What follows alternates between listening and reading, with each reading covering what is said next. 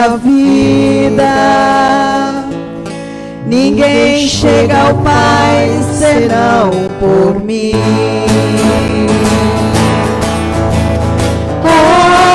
Aleluia, aleluia,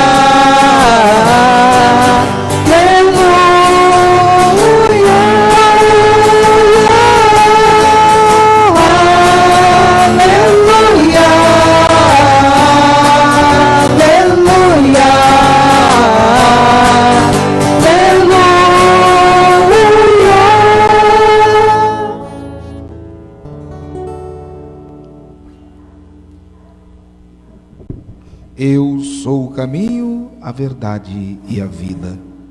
O Senhor esteja convosco. Ele está no meio de nós. Proclamação do Evangelho de Jesus Cristo, segundo João. Glória a vós, Senhor. Naquele tempo, disse Jesus a seus discípulos: não se perturbe o vosso coração. Tendes fé em Deus, tendes fé em mim também. Na casa do meu Pai há muitas moradas. Se assim não fosse, eu vos teria dito: vou preparar um lugar para vós. E quando eu tiver ido preparar-vos um lugar, voltarei e vos levarei comigo, a fim de que onde eu estiver, estejais também vós. E para onde eu vou, vós conheceis o caminho. Tomé disse a Jesus: Senhor, nós não sabemos para onde vais. Como podemos conhecer o caminho? Jesus respondeu: eu sou o caminho, a verdade e a vida. Ninguém vai ao Pai senão por mim. Se vós me conhecesseis, conheceríeis também o meu Pai. E desde agora o conheceis e o vistes. Disse Filipe: Senhor, mostra-nos o Pai, isso nos basta. Jesus respondeu: há tanto tempo estou convosco e não me conheces, Filipe? Quem me viu, viu o Pai. Como é que tu dizes: mostra-nos o Pai? Não acreditas que eu estou no Pai e o Pai está em mim? As palavras que eu vos digo, não as digo por mim mesmo, mas é o Pai que, permanecendo em mim, realiza as suas obras. Acreditai-me, eu estou no Pai. Em verdade vos digo: quem acredita em mim fará as obras que eu faço, e fará ainda maiores do que estas, pois eu vou para o Pai. Palavra da salvação. Glória a vós, Senhor. Meu amado irmão, minha amada irmã que nos acompanha aí do seu lar, da sua casa, na segurança do recinto, se preservando desta preocupação que ronda a nossa sociedade, a humanidade. Sabemos que isso vai passar, porque nós temos um caminho. O caminho é Jesus, o caminho, a verdade e a vida. Logo, logo, pode colocar isso no seu coração. Na força da sua oração, da sua fé, nós estaremos reunidos, porque esse perigo vai se dissipar, vai passar. Não obstante as perdas que tivemos, muitos irmãos e irmãs que morreram no Brasil, no mundo todo, mas Deus com certeza está conosco, meu irmão e minha irmã. E aí você vai poder estar aqui conosco, celebrando a Eucaristia, nessa sua família que você tanto preza. Mas enquanto isso, vá aguardando aí no seu lar, vai dando a sua parcela de colaboração nesse isolamento social. Sei que é meio incômodo, né? Mas nós precisamos colaborar. Mas vejam, hoje nós estamos no 5º domingo da Páscoa e Jesus se apresenta como caminho. Que caminho é esse? Caminho de salvação, caminho que Ele mesmo nos revela. Somente Ele pode nos conduzir ao Pai. Meu irmão e minha irmã, nós estamos nesse mundo como peregrinos, somos tão frágeis, né? Aliás, vejam, esse vírus que aí está mostra a fragilidade do nosso corpo. Somos uma obra de Deus, uma obra do amor de Deus, né? Somos criaturas suas, mas somos frágeis, não podemos tudo, e alguém nos conduz. Não podemos, por exemplo, prover a nossa própria salvação, não podemos muitas vezes sozinhos cuidar de nós, não. Existem aqueles que cuidam de nós, né? Os nossos profissionais de saúde, nossas mães, cuidam com tanto carinho. Ou se você já pensa assim, poxa, mas eu já não tenho a minha, mas ela cuidou de você e agora já está na casa do Pai. Mas Jesus é aquele que cuida integralmente. Mas ele revela de fato que o nosso destino final não é este mundo. Aqui nós vivemos como peregrinos. Isso não quer dizer que você vá desvalorizar a sua vida, as experiências que Deus lhe permite viver. Não, o Senhor não quer isso. Mas Ele nos prepara para realidades maiores. Ele vai nos conduzir ao encontro com o Pai, no momento certo, na hora certa. Mas como caminho, verdade e vida, nós temos a segurança de que Jesus também nos prepara para nos relacionarmos neste mundo, para vivermos neste mundo, para podermos nos posicionar. Somente Ele nos oferta a salvação, mas a condução de Jesus é integral, para a vida nova, para a vida eterna, mas também para esta realidade que nós vivemos. E nós precisamos ser conduzidos por Ele. Jesus não nos oferece uma ideologia, não, meu irmão e minha irmã. Nós temos muitos homens e mulheres, pensadores, com diversas ideologias ao longo da história da humanidade, muitas delas positivas, mas todas se findam nesta realidade que nós estamos vivendo. Temos tantos pensadores e pensadoras, espalhados pelo mundo todo, ao longo da nossa história, homens e mulheres de bem, não negamos isso, e pregaram coisas boas. Podemos citar aqui Buda, Confúcio, Martin Luther King, nossos santos e santas católicos, Teresa de Calcutá, Santa Dulce dos Pobres, São Francisco de Assis, tantos pensadores na área, por exemplo, da educação, Darcy Ribeiro, escritores como José Freire, enfim, homens e mulheres que pregaram e que ensinaram um caminho de posicionamento nesta humanidade, mas não se comparam a Jesus, porque Jesus, Ele nos oferece a salvação, e Ele nos convida, de fato, a acreditar nele, nesse caminho, o caminho que você iniciou no seu batismo. Olha, a pergunta, tanto de Tomé, quanto de Filipe, né, esses dois apóstolos, não mostram incredulidade. No tempo de Jesus também tinham muitos homens e mulheres que se apresentavam como Messias, né, que as pessoas até se confundiam, seguiam eles. E aí os apóstolos, então, diante desta realidade, do conhecimento de tantos que se achavam que eram o Messias, aquela expectativa, perguntam a Jesus: Senhor, mas qual é o caminho? Perguntou Tomé. Qual é o caminho, Senhor? O que devemos fazer? Essa é a preocupação de quem quer de fato seguir Jesus. Mas mostra-nos o caminho, então. Quem é o caminho? E ele vai apresentar: eu sou o caminho, a verdade e a vida. Filipe, então, faz uma outra indagação: mostra-nos o Pai, isso basta. E aí Jesus vai dizer: Filipe, eu estou convosco, eu sou o rosto do Pai. Eu sou a presença do Pai aqui no meio de vocês. É alguém que quer uma referência, e Jesus é essa referência. Olha, meu irmão, minha irmã, nos tempos de hoje, nós muitas vezes elegemos referências errôneas, depositamos muita confiança nas pessoas. Devemos depositar, é óbvio, mas elas não são o salvador da situação, ou a salvadora da situação. Somente Jesus é aquele que nos dá a salvação plena. Nós temos nos deparado, numa atual realidade, numa sociedade dividida, pessoas que acabam, vamos dizer, transformando, se apegando a ideologias de direita, ideologias de esquerda, ideologias de centro, elegendo salvadores e salvadoras. Temos visto aí discussões nas mídias sociais, pessoas se agredindo por causa de uma ideologia, por causa de uma liderança. Meus irmãos, são homens e mulheres dignos de falhas, que não são os donos da verdade. Qual é a nossa verdade? O Evangelho é uma ideologia? Não. O Evangelho é uma verdade de vida espiritual. É um testamento para nós. Um testamento porque nos revela, né, os bens que Deus quer depositar na nossa vida. Mas o Evangelho é contido também de princípios, de verdades que não podem ser questionadas. De Deus, e Deus é pleno, onisciente. Verdades que nos ajudam a nos conduzir neste mundo, a nos portar neste mundo.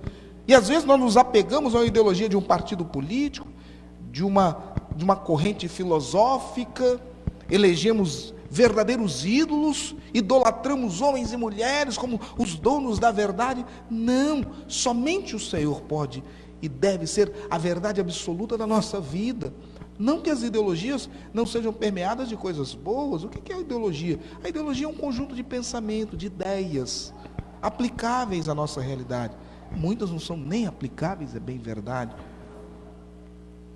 Mas a nossa ideologia precisa, aquilo que você acredita enquanto pensamento de ideia, precisa estar firmada e fazer uma ponte com o Evangelho de Jesus. Tem muito pensamento hoje que é contrário aos ensinamentos de Jesus. Tem muitas atitudes de pessoas que se dizem cristãs que ferem o Evangelho de Jesus. E aí nós precisamos filtrar isso. O Evangelho nos ensina um caminho, não apenas um caminho de salvação, mas um caminho para nos conduzirmos, para nos portarmos como cidadãos, como os homens e mulheres, né, que emitem opinião. Nos ensina a ter uma espiritualidade, nos ensina formas de nos relacionar. Nas palavras do ensinamento de Jesus, nós temos toda a segurança de que se nos ser conduzidos por Ele, nós faremos a nossa vida uma vida consagrada, santa, voltada para Deus. E aí temos todas as condições de sermos felizes, porque o Evangelho nos leva à felicidade. A felicidade não é ausência de sofrimento. Felicidade não é ausência de dificuldades, de desafios. Felicidade é um sentimento constante na nossa vida, no nosso ser, de que Deus nos ampara, Deus nos preenche, Deus está conosco, caminha conosco e o faz através do seu Filho Jesus Cristo. E por isso que todas as coisas que eu faço, toda a minha vida é edificada. Edificada seja nos momentos de tristeza, seja nos momentos de alegria. Isso é felicidade. Mas para nós de sermos felizes, precisamos ouvir o que Jesus nos ensina, tem a nos dizer, e mais, buscar seguir. Vejam como a igreja começa a realizar os sinais de Jesus. Nós estamos no Atos dos Apóstolos, esse tempo da Páscoa, você vai ouvir toda a primeira leitura extraída dos Atos dos Apóstolos. É assim, os Atos da igreja, né? A segunda parte da obra de Lucas, né? A continuação do Evangelho de Lucas. Ele mesmo escreve, né, esta obra em duas partes, o Evangelho e o Ato dos Apóstolos. Vejam que interessante. Vocês sabem que a comunidade de Jerusalém foi a primeira comunidade a ser fundada. E Pedro era a liderança dos apóstolos. E a comunidade de Jerusalém tinha uma característica interessante. Era formada de judeus que se converteram à fé em Jesus Cristo. Mas dois grupos de judeus. Os judeus clássicos. Quem são os judeus clássicos? Aqueles que moravam ali, na Palestina, em Jerusalém, nos arredores. E que eram muito ligados à lei de Moisés. Viviam no templo, frequentavam as sinagogas. Esses eram os judeus clássicos. E existiam aqueles judeus que moravam fora daquela região da Palestina, comunidade judaica, que também se converteram graças à pregação dos apóstolos. Judeus que tinham a tradição cultural grega, falavam o grego, não falavam o aramaico, que era a língua falada no tempo de Jesus, que os judeus clássicos falavam, o aramaico. Não, eles falavam o grego e tiveram contato com a cultura helênica, a cultura grega, a filosofia, as outras ciências. Esses formavam a comunidade cristã de Jerusalém. E aí, de repente, os cristãos vindo do judaísmo de origem grega, ou seja, de tradição grega, começaram a questionar os apóstolos. Os apóstolos eram as lideranças, ali presidida por Pedro. Eles eram a liderança da igreja. Começaram a questionar. Questionar o quê? Olha, meus irmãos, diziam eles aos apóstolos, olha, nossas viúvas estão sendo deixadas em segundo plano. As viúvas, ou seja, as pessoas, as viúvas, as senhoras, né, que eram cristãs convertidas, né, passaram a ser cristãs, e que precisavam de assistência, porque a igreja se preocupava com aqueles mais vulneráveis. Os apóstolos tinham essa preocupação. Mas qual era a missão primeira dos apóstolos? Era pregar o evangelho. Era formar comunidades. Vejam como é que o Espírito Santo vai direcionando a igreja. Nós vamos chegar agora, daqui a um pouco tempo, na grande solenidade de Pentecostes, chamado batismo da igreja, né? Vejam, meu irmão, minha irmã, como o Espírito Santo vai iluminando os apóstolos, de tal forma que os sinais que eles manifestam são sinais que Jesus realizava.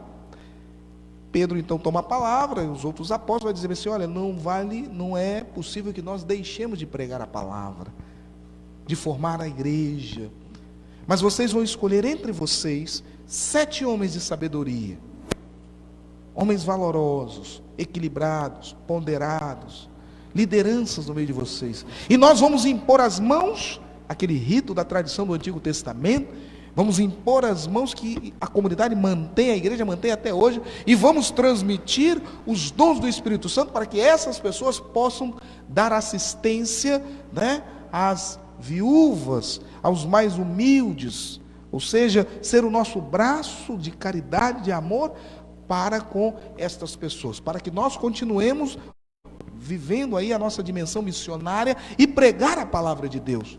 Olha, vejam, que interessante. Como os apóstolos são um ponto de unidade para a igreja, como eles agem com sabedoria. Por quê? Porque eles manifestam o Senhor. Por que eles manifestam o Senhor? Porque eles seguiram Jesus como caminho, verdade e vida, e Cristo age neles. Vejam como é importante alguém que tem a função de uma autoridade, de uma liderança, seja na igreja, seja na família, seja no seu ambiente de trabalho, seja na nossa comunidade, na associação de moradores, uma autoridade política. Vejam como é importante agir com serenidade, agir com testemunho, com sobriedade.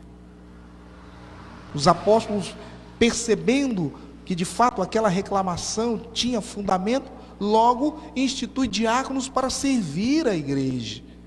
A liderança, ela precisa agir sempre com serenidade, com sabedoria, porque assim você transmite o Espírito de Deus. Se você age com sabedoria diante das necessidades das pessoas, das necessidades do nosso tempo, se posicionando de forma equilibrada, ouvindo a Jesus, o sinal que você vai realizar vai edificar as pessoas.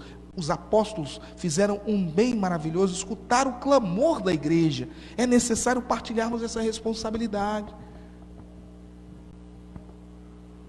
Não vamos concentrar em nós. A igreja precisa de lideranças, de outros que possam realizar esse serviço também. Veja como é que a igreja vai se abrindo para uma ministerialidade.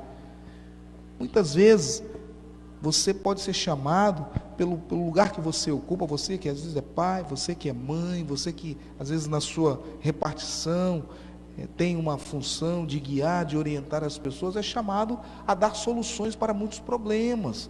Quantos acontecem na vida da gente, que nós precisamos dar solução, apontar caminhos. E aí precisamos da luz do Espírito Santo, que guiou os apóstolos, para poder tomar essas decisões. Por isso que aquele ou aquela que tem a missão, por exemplo, de ensinar uma criança, de educar, precisa ter centralidade no agir, ponderação nas palavras, equilíbrio no portar-se. Isso é fundamental, porque senão você não colabora para a resolução do problema. Lembre, meu irmão e minha irmã, lembre-se sempre, nós somos, como diz São Pedro na sua carta, raça escolhida, reino de Deus. O que significa? Nós fomos imbuídos de uma nova vida, de responsabilidades também. Nós temos uma identidade Uma identidade como cristãos que nós recebemos de Jesus. Qual é a nossa identidade? A nossa identidade é a postura do Senhor, é a identidade da igreja. Então o seu comportamento não pode ser qualquer comportamento. Sua vida não pode ser levada, direcionada por ideologias que vão afrontar o Evangelho de Jesus. Veja a confusão que nós estamos vivendo hoje na nossa sociedade. Tem tantos irmãos e irmãs que se dizem cristãos, mas que defendem teses, ideologias que são frontalmente contrárias àquilo que Jesus ensina. E essas pessoas parecem que fazem uma separação daquilo que Jesus ensina. É uma coisa interessante. Tem pessoas que, mas é isso mesmo, nós temos que armar a nossa sociedade, liberar o porte de arma para todo mundo. Deus que pensa, é isso mesmo, temos que liberar o aborto, tem que haver a liberação das drogas. Vejam, propostas, a liberação, por exemplo, do porte de armas, é uma ideologia de extremistas de direita. A flexibilização, por exemplo, a questão do aborto, não é? Da liberação das drogas, são ideologias de extremistas de esquerda. Vejam no pensamento humano, quanta coisa fere o Evangelho de Jesus. Qual deve ser a sua postura? Qual deve ser a sua posição? E muitos extremistas de esquerda, extremistas de direita, se dizem discípulos de Jesus. Podemos ser discípulos de Jesus defendendo aquilo que frontalmente Jesus condenava? É possível isso? Essa incoerência de vida? Não, não podemos. Não podemos, por exemplo, defender teses que vão contra aquilo que Jesus viveu, a pena de morte. Não dá. Não dá para poder inserir isso naquilo que Jesus ensina, porque não está presente. Então vejam, como é que nós devemos portar a nossa vida diante de tantas opções, de tantos caminhos que nos são oferecidos? Bem, nós precisamos filtrar isso. E como é que nós vamos filtrar? Bem, nós vamos filtrar naquilo que Jesus nos ensina, através da Escritura Sagrada. O que a Escritura Sagrada nos ensina?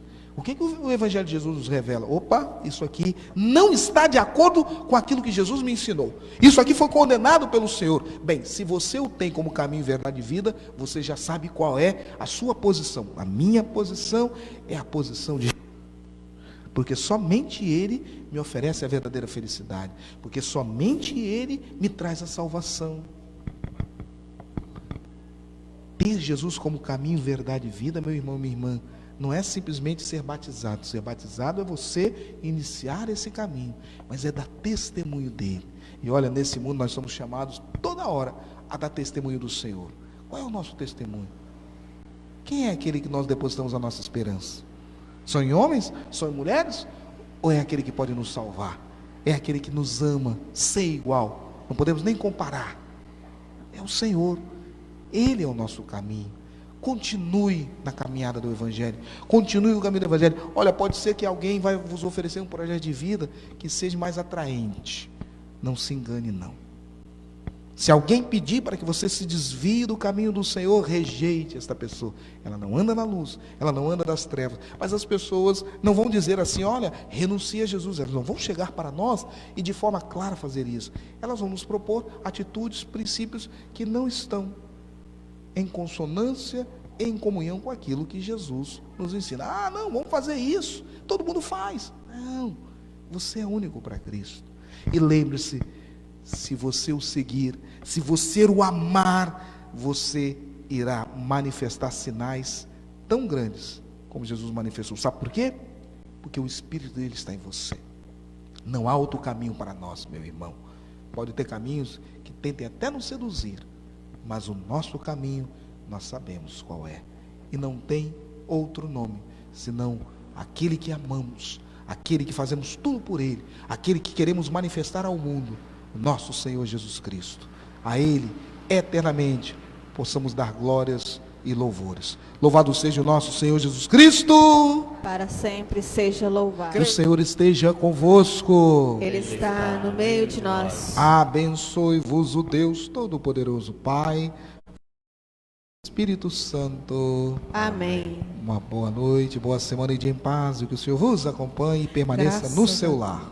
Graças a Deus.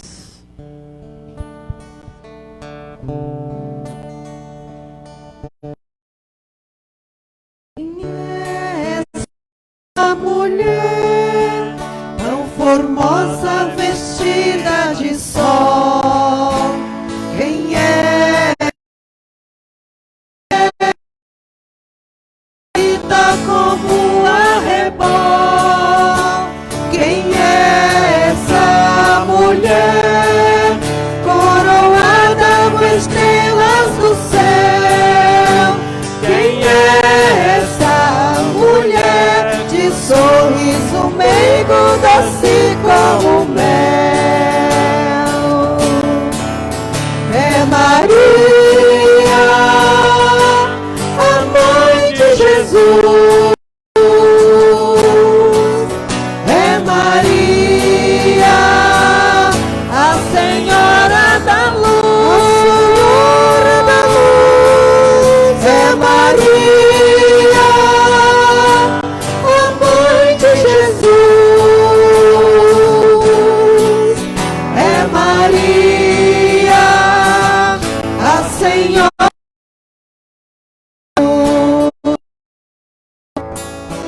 Quem é essa mulher de ternura expressa no olhar? Quem é essa mulher, braços fortes, rainha do lar? Quem é essa mulher, aceitou dar ao mundo a luz?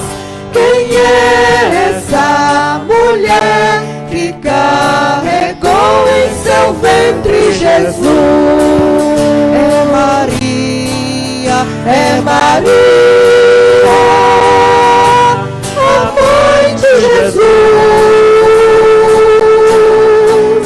É Maria, a Senhora da Luz.